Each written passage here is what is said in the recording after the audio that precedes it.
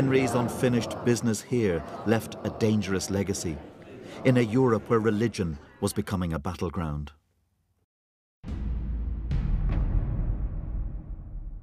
Political loyalty and religious loyalty were increasingly seen as equal one to the other.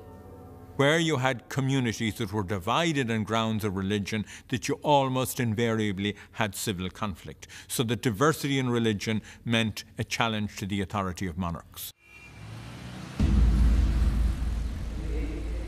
In Europe, the Pope led a powerful movement against the Reformation. Religious orders like the Jesuits enforced a new militant Catholicism. In Spain, the Inquisitions crushed the Protestant faith, and it was sent into retreat across much of the rest of Europe.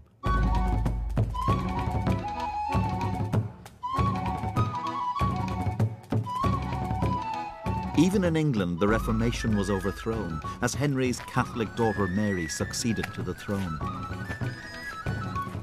In the terror that followed, Mary's Protestant sister Elizabeth saw hundreds of her co-religionists killed. Elizabeth and her supporters remembered that terror when she became queen in 1558. They saw Catholicism as being the ogre which was always threatening the liberties of Protestantism, and that this was represented by the tyranny of Spain, which had threatened the invasion of England itself. At forts like this on the Kent coast, her soldiers scanned the horizon for the foreign invasion fleets. But they were not the only threat, because to the west lay Catholic Ireland.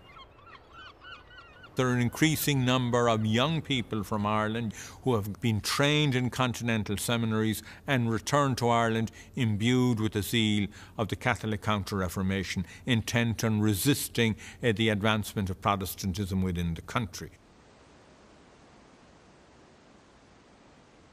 The Queen does not launch a Protestant crusade in Ireland, for she's no religious zealot. Above all, Elizabeth demands security. And so she dispatches a new breed of soldiers and officials, the Elizabethan adventurers. The English adventurers who arrive here, how do they view the Irish? When they leave the Pale and they go out into the Gaelic interior, and in Gaelic Ireland they see people who live in a fashion which is completely opposite to the way things operate in England. They don't live a settled lifestyle. They are a pastoral people who follow the herds. Ireland is a heavily wooded landscape. The Irish are seen as being wood people. They come out of the woods to attack you at night time, to burn your tent, to steal your livestock, to steal your women. They can disappear. They can see you, but you can't see them. They're seen as a menace. They're seen as enemies of order. As the adventurers seized land and curtailed private armies, the great lords, Gaelic and English, faced a dilemma: to rebel or work with the English. Some, like the Gaelic Hugh O'Neill, went with the crown, but in Munster, the Anglo-Norman Desmonds rebelled. Elizabeth I fears the Irish rebel lords and chieftains linking up with England's foreign enemies. And it isn't a totally unrealistic fear. The rebels send a petition to Philip II in Spain and to the Pope in Rome. The rebels are not seriously motivated by religion.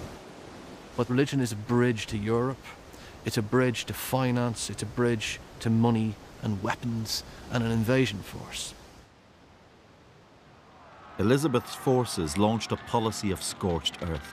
One of the most notorious English commanders was Sir Humphrey Gilbert. The record says he killed man, woman and child. He spoiled, wasted and burned, so that he might leave nothing of the enemies in safety, which he might possibly waste or consume. The age of total war had arrived in Ireland.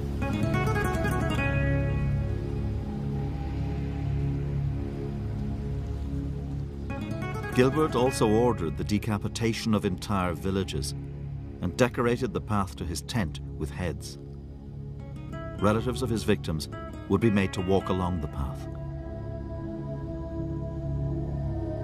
He boasted later that the sight of the heads of their dead fathers, brothers, children, kinsfolk and friends wrought great terror.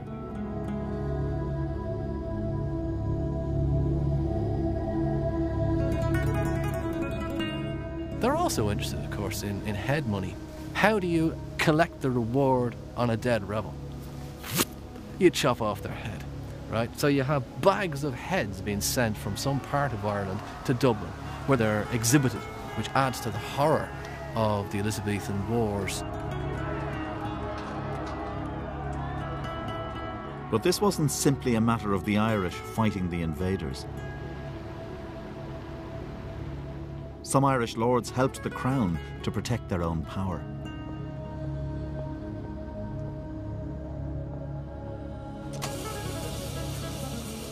Here at the National Archives in London is an Elizabethan document detailing how one Irish lord behaved.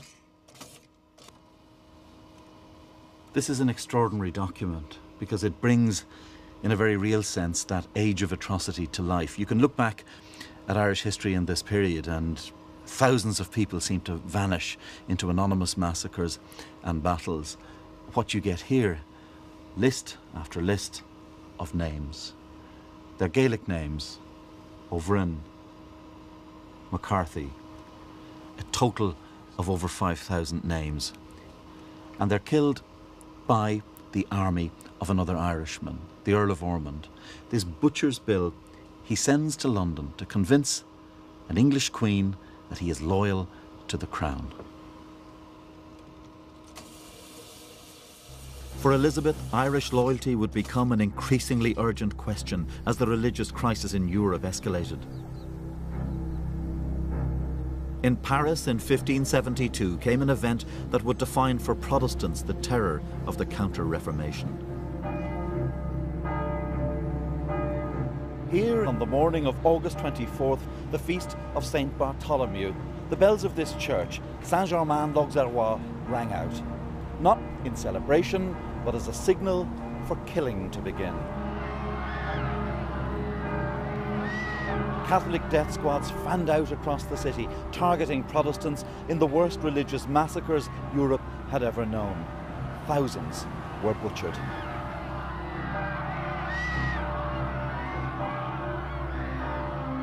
Amid such confusion, an eyewitness reported, everyone was allowed to kill whoever he pleased. The bodies were hurled into the River Seine, whose waters ran red with the blood of the murdered.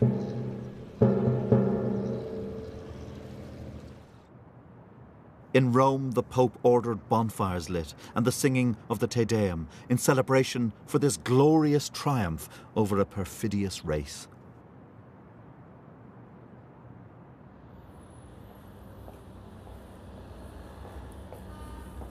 In Protestant England, there was alarm. French refugees from the Catholic violence were flooding here into the East End of London, bringing with them tales of atrocity. In the minds of the English Protestant establishment, there loomed the question, would England be next? English fears were confirmed when the Desmonds rebelled again and succeeded in getting papal help. In 1579, a fleet of papal troops landed in County Kerry to aid the Munster rebels. Part of the small force would find itself besieged here at Carrigafoyle Castle in North Kerry. An Italian captain, 16 Spaniards and 50 Irish defended this castle. They were attacked by an Elizabethan force with heavy guns, and after 3 days the defences were breached. It was said in the fighting that followed that these walls were slippery with blood.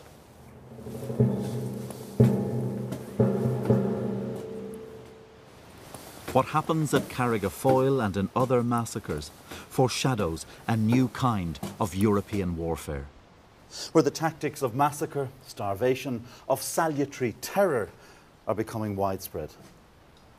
It also helps to convince Elizabeth of the need for a durable solution to her Irish problem.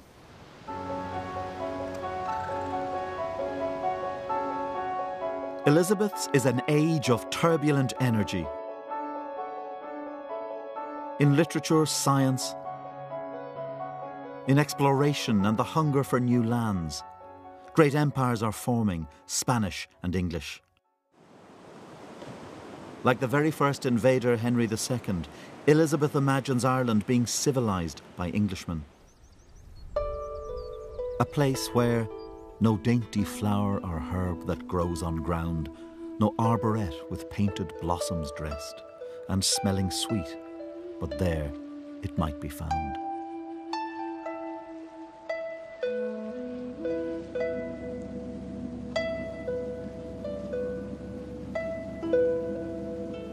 The landscape of Ireland was about to undergo profound change.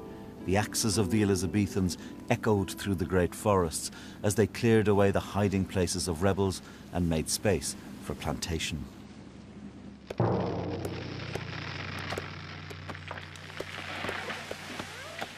The idea was to create an English garden in wild Ireland.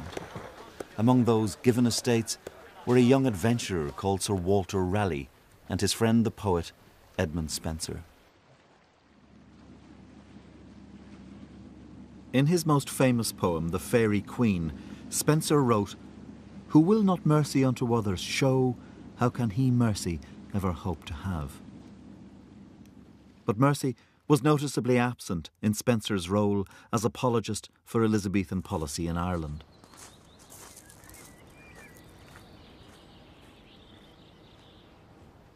Spenser had been present at massacres and defended his commander, the Lord Deputy of Ireland, against charges that he was a bloody man. His loyalty was rewarded with a forfeited estate. Spenser's friend Walter Raleigh was also granted 40,000 acres of land around the Blackwater Valley. And from this house in the town of Youghal, he would set forth on his adventures in the New World.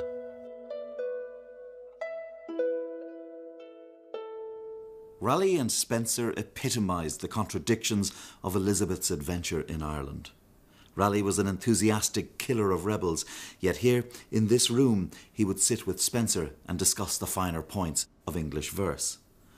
Both men were willing to see people subjected to famine in order to clear the land. And they rationalised it all with the belief that they had come to Ireland on a civilising mission. Spenser sees his role as advocate of hard measures to ensure the victory of English civilisation in Ireland.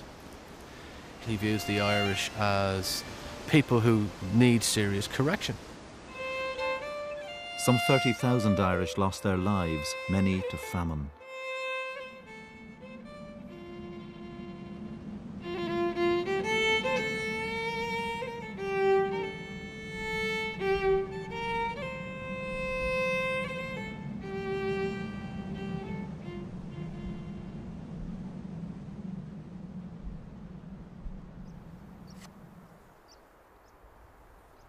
By the late 1580s, 25 years after she'd come to power, Elizabeth had subdued the Irish in Munster, Leinster and Connacht.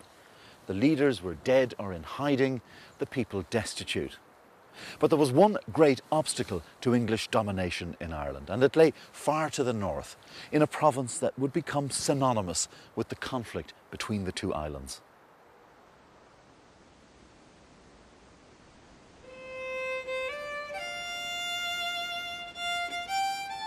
This is Tullahogue, the hill of the warriors, seat of the O'Neills, lords of the ancient province of Ulster.